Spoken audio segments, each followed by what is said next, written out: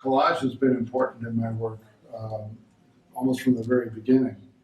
I used it to compose the Kent State painting, which dealt with the shootings of the 4 students at Kent State, which I happened to be a witness of. And there, instead of using my photographs, I was removing photographs from magazine pages and then recombining them. Then, after doing that, using entire figures removed from magazine pages, I started to use imagery that I would cut out and combine those things together into an abstract composition. And that is the way the mural at the Cleveland Public Library that I did was composed. It was started with a really small collage, about this big, and then the mural itself is 30 feet high and 20 feet wide. So it was pretty amazing to me that you could take something that small and expand it to that size successfully. This is the oldest piece in the show. It's one of 5 pieces that were in a show at the Cleveland Center for Contemporary Art, which now is MoCA Cleveland. Of the 5, this is the only one that remains. 2 of them, there were 2 large female nudes in that show. They're in Venice, Italy. There was an image of my hand.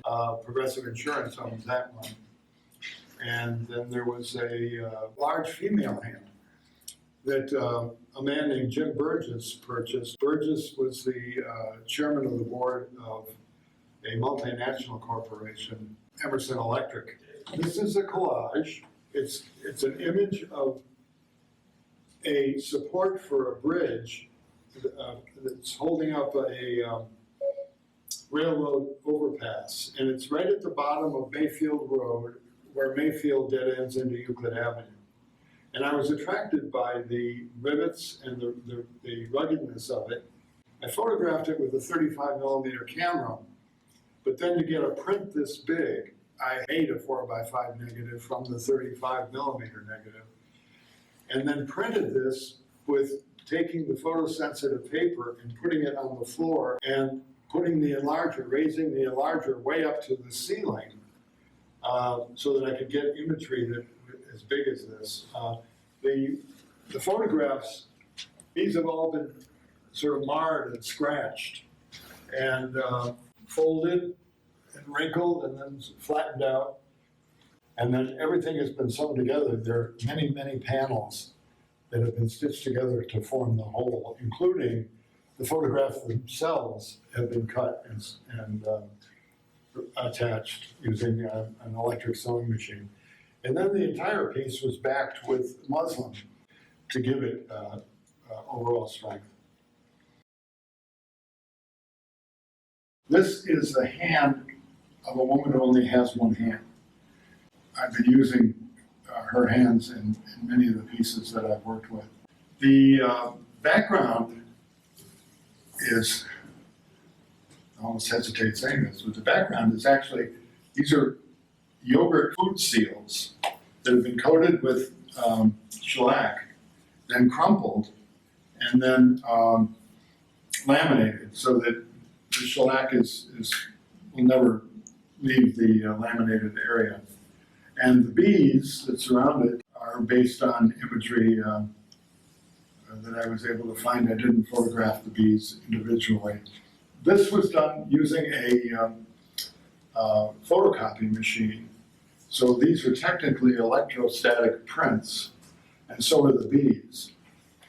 And hands are important to me because I work with them, but they also connect us with our thoughts. And if you stop and think about any act that we undertake, we execute that act with our hands, whether it's typing a keyboard, whether it's manipulating a paintbrush, a chisel and a hammer for a sculptor, a pen or a stylus for an author.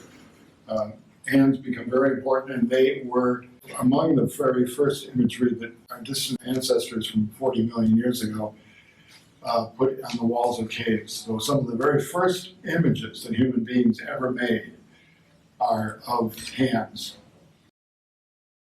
The hand in this piece is surrounded by 6 eyes, and the symbolism there is taken from the Greek god Argus, who was covered with eyes.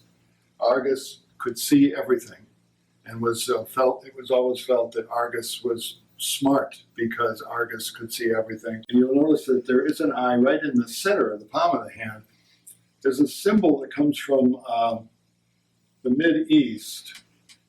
It's an amulet that people wear that has a stylized hand, and right in the center of it is an eye. So those were the sort of the impetus and the inspiration for surrounding this hand. This is the hand that is all-knowing and can see everything, all awareness. This hand is surrounded by the planets, and for me, the planets mean a couple of things. They are a sign of a power greater than we are, a godlike power, perhaps, and they also are sometimes thought of by some people as a way to guide them with their decisions, their life-making decisions. So that's the reason or the impetus behind this hand. You notice that the hand is bound, so to speak, with these shapes that are sort of constricting it or confining it. And it has to do with my feeling that life sometimes has its negative sides to it that holds us back, keeps us from advancing. So the binding on the hand has a reference to that. This hand, one of my favorites, has planets embedded in it and planets that surround it. And the planets, again, as I explained in the previous talk about the other piece, refer to this power greater than we are, and also to the possibility of being able to help to chart our lives through astrology. This hand, gold with white fingers, and it's surrounded by a brief passage of graffiti that I found in my neighborhood, which I thought was very beautiful in its sort of graceful arabesques. The hand is gold, so that the gold is a symbol of how important our hands are, especially to an artist. We do our work with our hands. The fingers are white. The fingers actually do a lot of the manipulating, so the white fingers attracts the eye to the part of the hand that does the most manipulating. And then the graffiti I just thought was very graceful and beautiful, and it's a way of expressing something that's in a very loud, sort of rambunctious way to the world, to the outside world. You'll notice this piece and the two others that I talked about that had the planets and the eyes around them are in fields of vast fields of black. And that it has to do with a couple of issues in the way I work. I tend to work a lot at night. I like the silence and the isolation that takes place at night. So night is important to me. And it also references, you notice the hands are sort of isolated in this big field of black. I like the solitude as I'm working. So it gives me the black field gives a symbol of sort of that appreciation of the solitude. This is a silhouette, although some people have thought it was a bird, and that's okay too. A silhouette of a calla lily, a symbol for nature, one of the most beautiful symbols, I think, one of the most beautiful flowers. And the silhouette of the calla lily is surrounded by, again, a network of planets relating to powers that are greater than we are, and how nature is engulfed by the greater galaxy, I guess you could call it. I mean, we're one little tiny part of a vast, vast galaxy that we're only now beginning to explore. The background is on transparent film. The film that I use, it's laminating film. It's not laminating anything. It's just a sheet of polyester film. I sand it and coat it with shellac to get this amber color. And the centerpiece behind the calla lily silhouette is bubble wrap that has been coated with shellac and laminated so that the bubbles, everything is flat. And then, of course, all of my work is patched together with sewing. So this little area on the edge was stitched in to make the piece a little more square. Not too important to me that it be perfectly square. I like the irregularity, but a little more square.